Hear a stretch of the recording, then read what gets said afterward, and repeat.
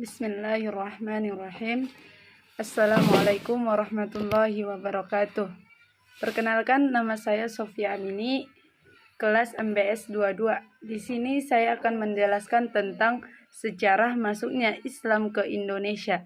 Yang pertama, kita harus mempelajari suatu agama, termasuk agama Islam. Mula-mulanya kita harus mempelajari aspek geografis dan geografi persebaran agama di dunia. Sebagai salah satunya kita akan mempelajari tentang masuknya Islam ke Indonesia. Oke, kita akan belajar ya. Yang pertama yaitu kita harus memahami tentang proses masuknya Islam ke Indonesia. Prosesnya ada beberapa berita. Yang pertama berita Arab, berita Eropa, berita India, berita Cina, dan berita dari sumber negeri. Maksudnya berita dari Indonesia. Oke, yang pertama kita harus mempelajari tentang berita dari Arab. Pada abad ke-7, pada masa kerajaan Sriwijaya, pedagang Arab datang ke Indonesia, masuk di bagian barat.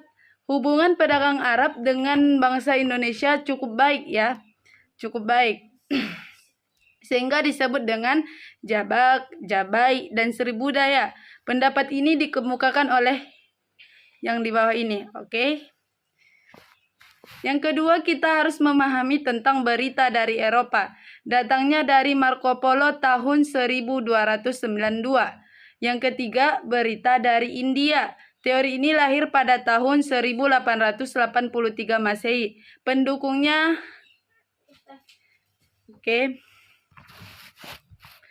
Yang keempat, berita dari Cina. Berita dari Cina pada tahun 1400. Saudagar Islam bertempat tinggal di pantai utara Pulau Jawa. Yang kelima, sumber dalam negeri. Mulanya penemuan di batu di lereng Gresik dengan tulisan Arab. Jadi, masuknya Islam ke Indonesia pada abad ke-7 1 Masehi langsung dari negeri Arab yang pertama. Yang kedua, daerah pertama yang dimasuki Islam adalah pesisir Sumatera Utara. Setelah itu membantu membangun kerajaan Islam yang pertama yaitu di Aceh. Yang ketiga, para dai yang pertama mayoritasnya adalah pedagang. Jadi, kita juga harus mempelajari saluran dan cara-cara Islamisasi di Indonesia. Yang pertama dengan saluran perdagangan.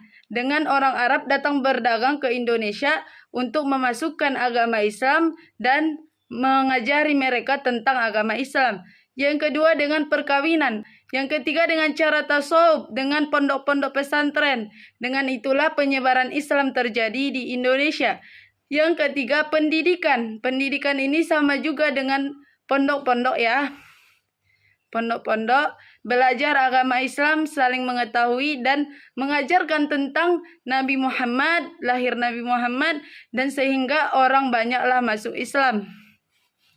Yang ketiga dengan kesenian. Yang kelima dengan kesenian. Dan yang keenam dengan politik.